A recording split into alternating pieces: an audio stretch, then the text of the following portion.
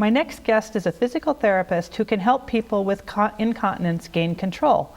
Welcome, Tara Phelps. Thank you. First of all, I was hoping that you could help us understand how we can control incontinence through physical therapy. So it depends what kind of incontinence you have. There's two different kinds of urine incontinence. There's stress incontinence, which is urine leakage with coughing, laughing, sneezing, any increase in abdominal pressure. That urine incontinence responds very well to muscle retraining and strengthening the correct muscles. And then there's urge incontinence, and that is urine incontinence when you're rushing to the bathroom and you can't make it there in time. With that urine incontinence, we look a lot at bladder behavior, bladder habits, and develop a bladder retraining program. And then there's mixed incontinence, and that's a little bit of both. That is the most common and typically what I see in physical therapy. Okay, so can you tell us a little bit more about the specific types of physical therapy that you would use to treat these different types of incontinence? So one of the first things I have people do when they come in is I'll have them fill out a bowel and bladder diary and a food log and look at the things that they're eating and drinking throughout the day. Okay. I check for bladder irritants, teach people to decrease the amount of caffeine, carbonation, alcohol intake. I talk a lot about dehydration, making sure they have enough water. A lot of people are under the impression if they decrease how much water they're drinking, then they'll have to go to the bathroom less. That actually makes things worse because it concentrates everything in your bladder. Avoiding constipation is a big thing to focus on.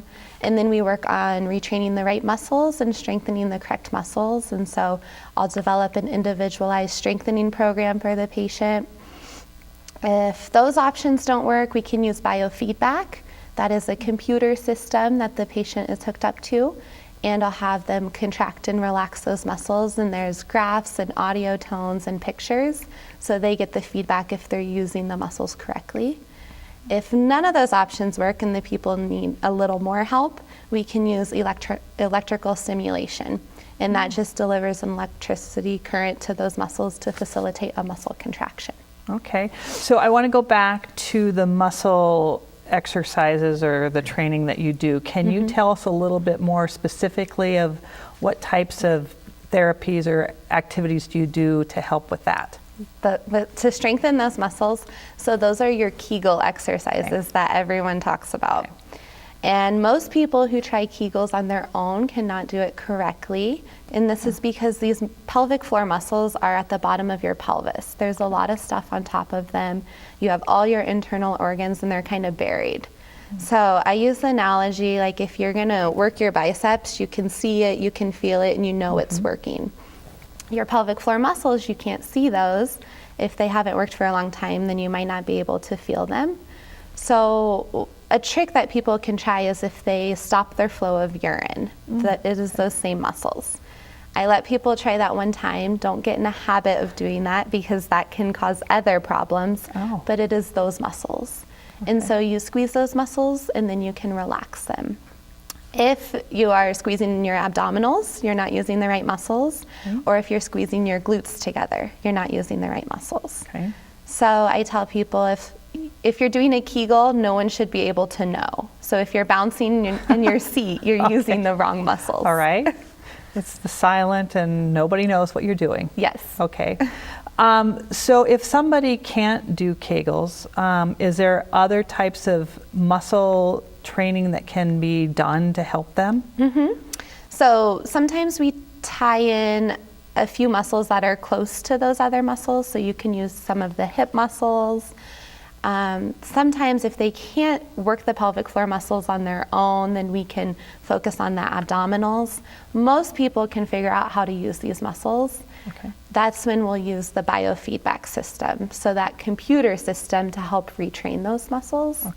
Or the electrical stimulation if they have something else going on that is limiting their ability to control those muscles on their own.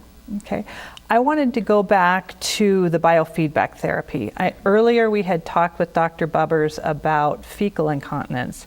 So I wanted to ask you, does biofeedback therapy, is that something that you could use for fecal incontinence? Yes. Okay. So the exact same way that we treat urine incontinence, we can treat fecal incontinence. Okay. Oh. And it's using a similar group of muscles, just a few different ones with the fecal incontinence, but it works the exact same way. Okay. And I kind of wanted to shift gears a little bit and talk about women who are postmenopausal. Do hormones, or actually the lack thereof, play a role in incontinence? Yes. Okay. So when someone goes through menopause, their estrogen levels decrease. When this happens, the tissue properties and the properties of those muscles are a little bit impaired, so they can become thinner. Okay. And as they become thinner, they can become weaker and not work quite so well. Okay. So do you use physical therapy there, or would that be more of a different type of therapy for those situations? Yes, physical therapy is very common after childbirth or when someone goes through menopause.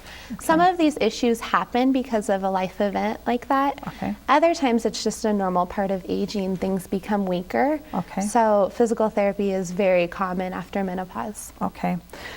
Tara, I only have about a minute left, and so I wanted to ask you, because this is really an important issue that a lot of people don't know how to talk about, or maybe are uncomfortable talking about, what would be your take-home message for anybody who might be having an incontinence problem? What would be the message you'd like to share with them about this?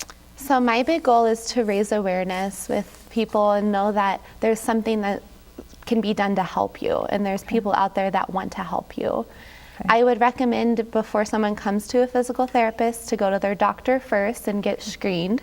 Incontinence can be due to other issues or something else going on, medication side effect, or a neurological condition. So. Okay, perfect.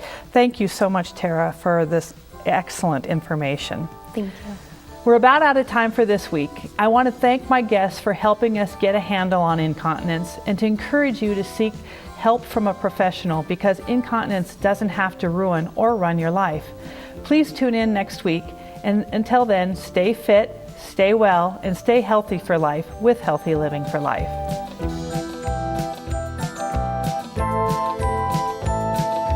Healthy Living for Life is brought to you by Mountain Pacific Quality Health.